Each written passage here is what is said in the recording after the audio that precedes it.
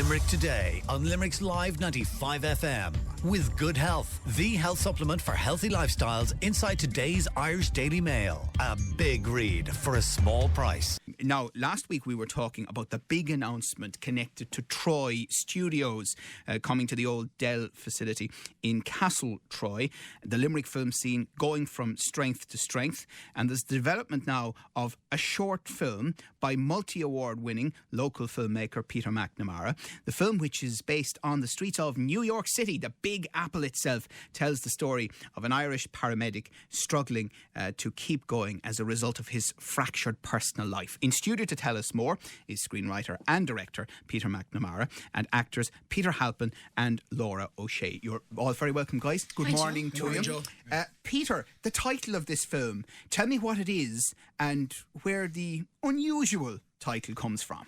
Narcan is pretty much a byproduct of Naxalone. It's a medical procedure that stops the receptors from any sort of opium entering the body. So basically, paramedics, nurses, they introduce this to bring people back from like a heroin overdose or from any sort of narcotic overdose. Okay, and does it feature or is it a metaphor? It might feature in a film, yeah. Okay, and give me an overview of what the movie is about. Pretty much we're telling the story of a paramedic. Pretty much like you said, it's a fractured life and it's a day in the life of an Irish paramedic working the streets of New York. In actuality, it's not really anything got to do with Narcan or paramedics. It's about life. It's a glimpse inside the life of a normal human being struggling every day to work. And I guess we all do that when we have problems. We've got to get up. We've got to walk down the street. We've got to do whatever we got to do. And I guess this will be a glimpse inside that. Mm. Laura, tell me a little bit about your background and who you're playing in the movie. Well, I've only been acting a short while, actually. I've been acting the last, I'd say, year and a half. And it actually started with Peter Mac as well, the man next to me. We did a short called The Bridge last March. I think Peter was actually on the show speaking about that. Got a nice bit of coverage and stuff because of the heavy topic, you know. And since then, I've been keeping busy. I've been doing I did a music video with the Limerick band Proto Baby. And I've done a couple of short movies as well. But with Peter and other places around the city, like Paid Films and stuff like that. And at the moment, after we finish this short, I'll be heading to Dublin. I got accepted to an acting school above. It's called Bow Street.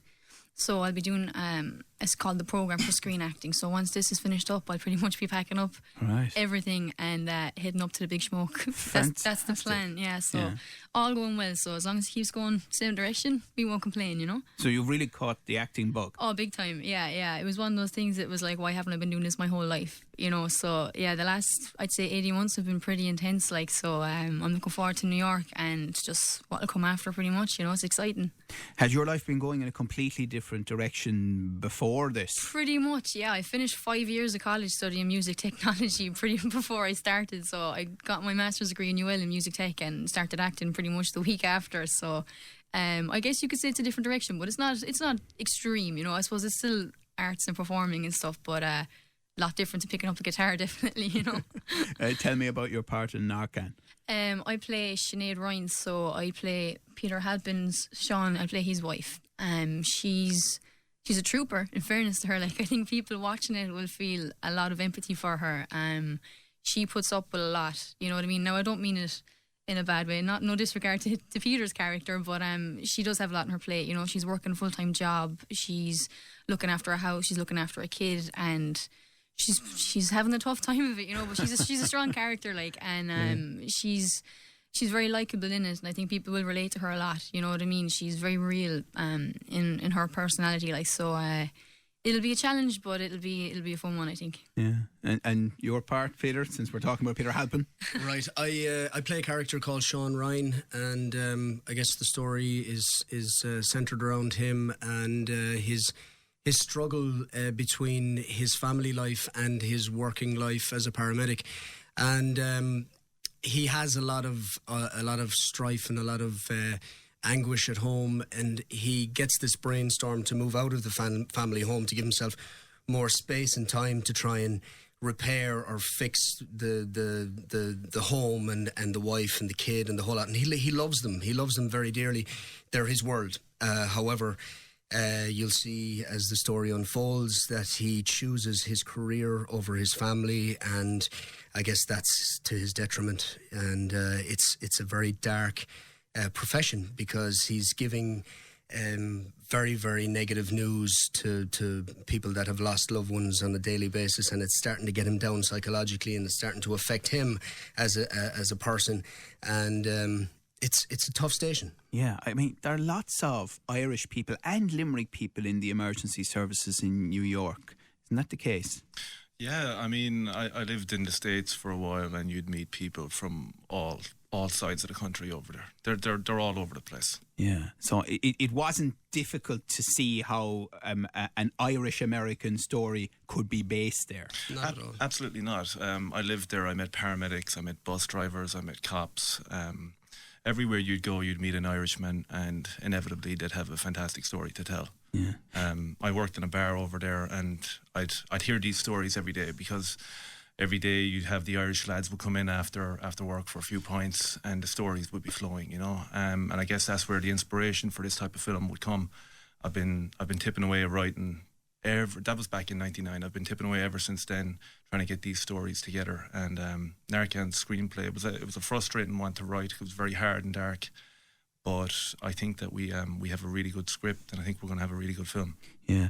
The short film sector, Peter, is very important, isn't it? Oh, For yeah. all sorts of reasons, in and of itself, and then as a bridge to Absolutely. bigger movies. Yeah, it's the grassroots, Joe, to be honest. I'm a massive horse racing enthusiast. I would compare it to the point-to-point circuit of racing.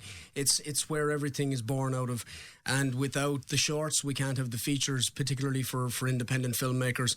It's what we submit to the festivals. It's what we hope to win awards at. And it's what gets us notoriety and exposure as artists, as writers, directors and actors. And it's how we secure funding to shoot our features. And that's the plan for Narcan. We're hoping to submit this to all the major festivals on a global scale, and we're hoping to secure significant funding for a feature next year. And can people listening this morning help with the funding of the short? Of course.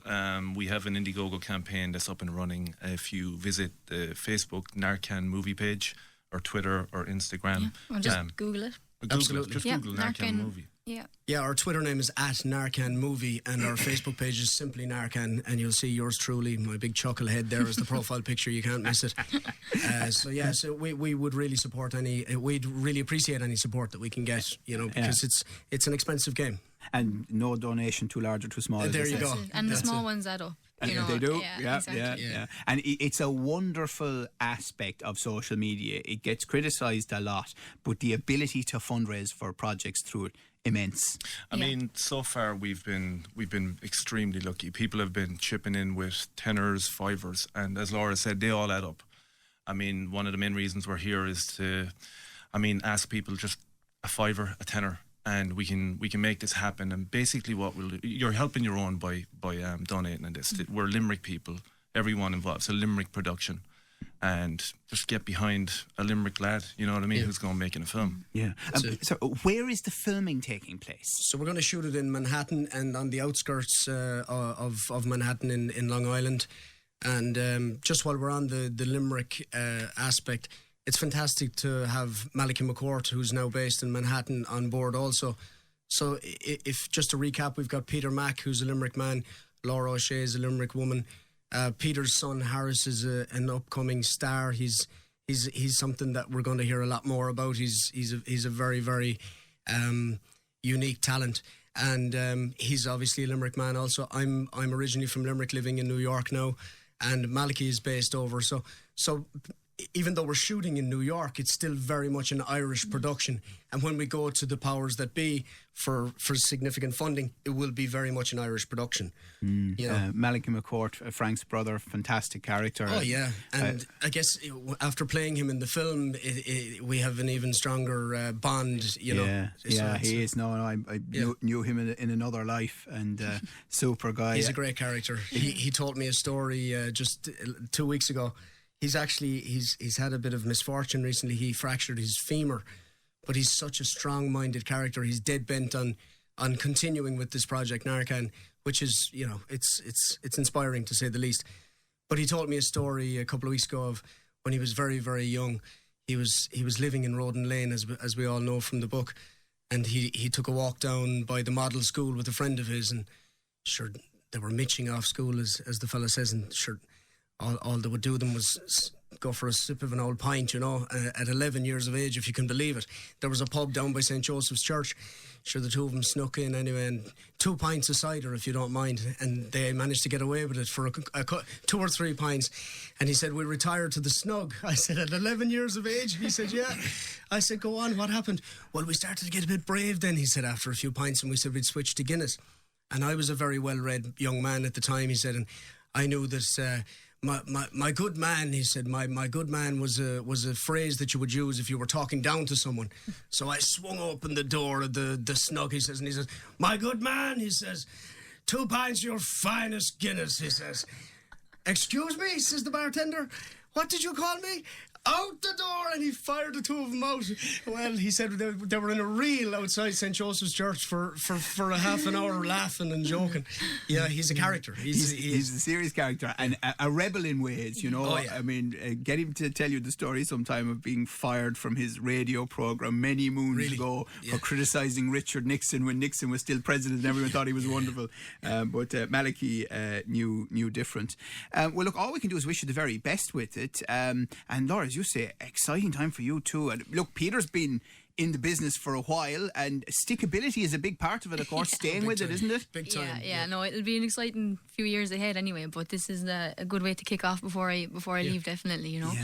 And just to make a point, I suppose that, you know, as Pete said, I know we're going to New York and we're leaving the city, but it is very much a Limerick thing. And if I'd a euro for every time somebody said, you know, when something good happens in Limerick, just saying, that's great, we never have anything good happen, you know. Well, this is something for people to actually to get behind, because it can lead to better things that will come from the city, you know. So definitely. Yeah, listen, and well done to you, Peter. Not easy putting the whole thing together and getting it to the point even that it's at now, not to mention the rest of it. I'd just like to thank my good buddy Steve Murray. He's part of the production, and he's one of the guys who works all through the night, all through the day on this production, and pretty much Laura and Peter are the stars, so their faces are all blasted out there, and my name has been brandished about being writer and director, but Steve works all through the day, all through the night in this production. Here. I just want to say thanks. Here.